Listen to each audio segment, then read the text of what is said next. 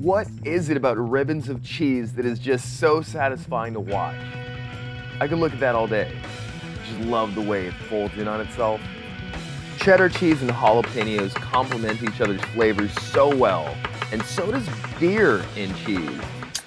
Beer cheese is a fantastic condiment and topping, but today we're going to take it a step further and combine all three ingredients to level up the standard beer cheese sauce.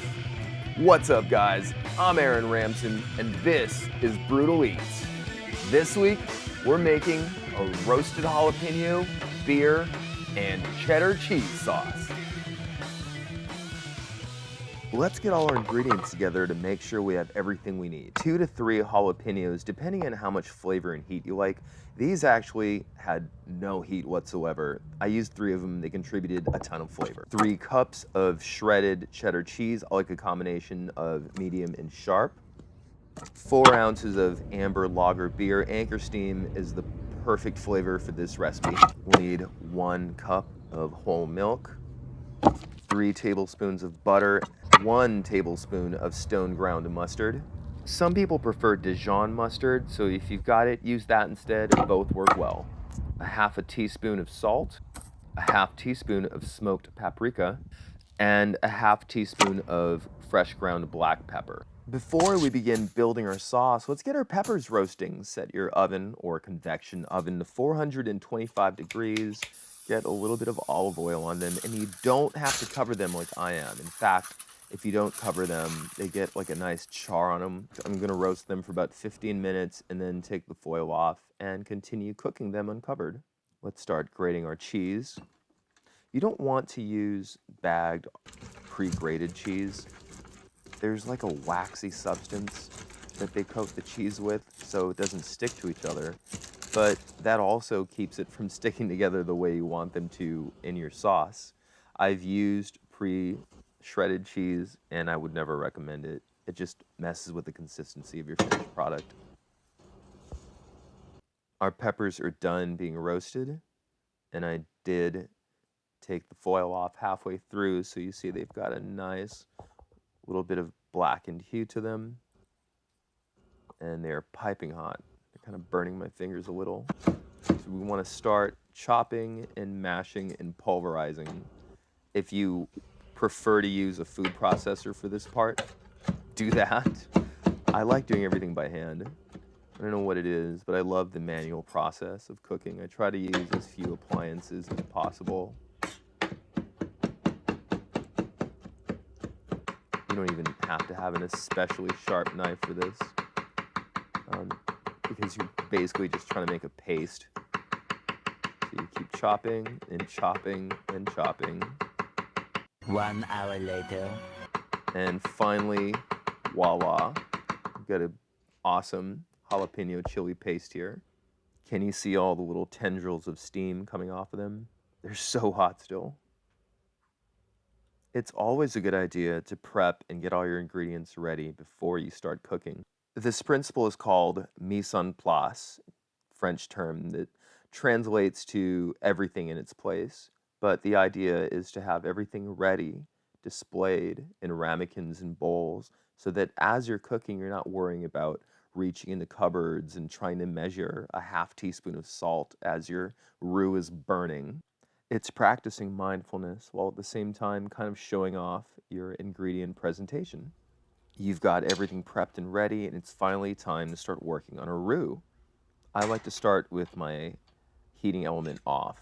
So I've got equal parts fat and flour in my pan. My fat in this application is butter. I just turned my burner on 4. It's like a medium-low heat. And this might be the most involved part of the process. You want to constantly stir. Get a really nice paste going with your flour and fat.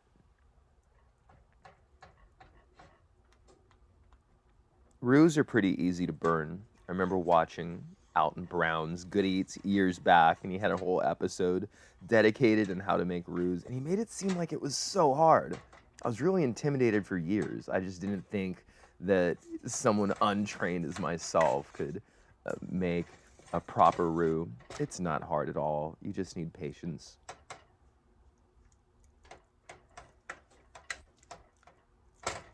My butter is starting to soften.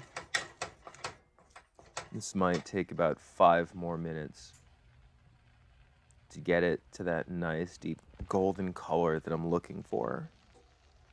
So here we go, we're melted and bubbling. Now it's gonna start to turn fairly quickly, so you wanna continue to stir. I like using wooden spoons, especially for stirring something like this.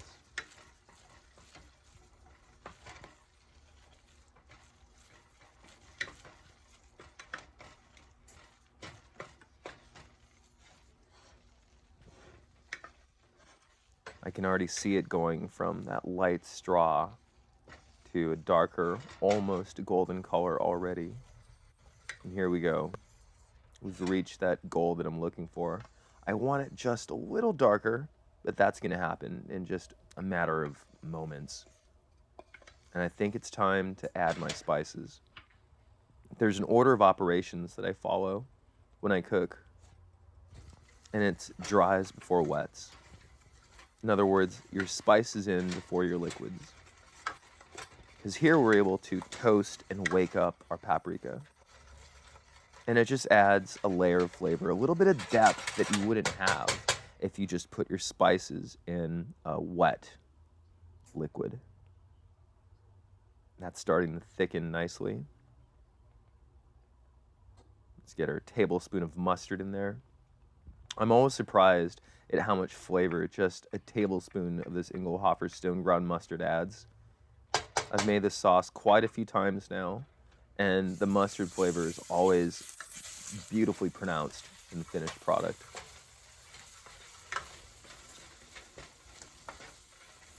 Yeah, this is perfectly cooked, so let's go ahead and add our milk, our cup of whole milk here. We're gonna stir that in, making sure to break up any lumps and clumps and mumps and rumps and anything else that's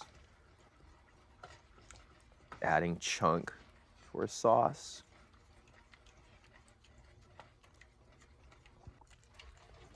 Look at that. Now I've got this peanut butter-like consistency, and it's time to add the beer. My can of Anchor Steam. This is like their new throwback retro logo that they're going with. I love cooking with beer because this recipe calls for 4 ounces. That's a third of a can. So the other 8 ounces, I'm drinking. Just whisk that in. I'm not using a whisk. I love a good wooden paddle.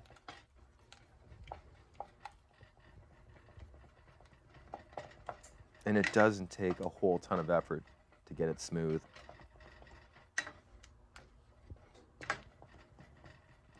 So without the cheese in it even, look at that.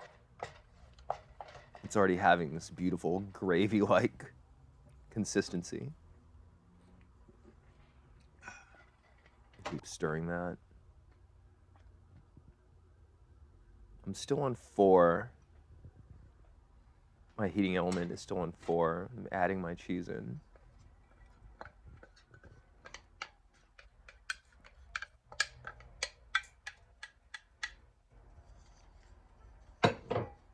So we're gonna keep stirring this.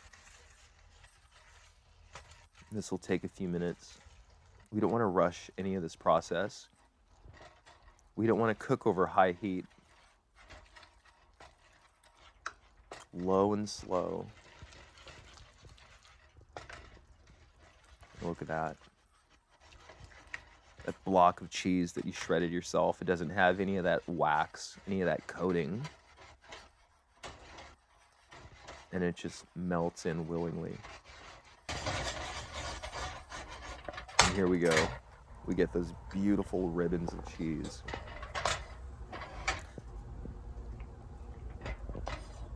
God, I love that. The sauce itself is not very hot yet, so at this point you could turn your heating element off and add your jalapenos in, but I'm gonna continue to cook it just a little more, but I'm gonna lose those elastic ribbons of cheese. You just pull it apart with your fingers like taffy. It's time for the final ingredient, that finishing touch, our chopped jalapenos. Mix those in. Get them right in there. And the sauce is ready. God, it smells so good and it tastes even better. That's it, guys. We're good. We're done.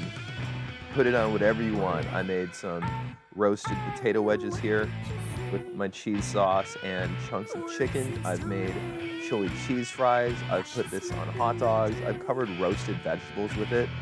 This is an amazing, versatile sauce you can use on anything. Fold it in pasta. Enjoy. This is a delicious recipe. Thank you guys for watching. Again, if you like my content, please like and subscribe. I've got new videos coming out all the time. Thanks for watching.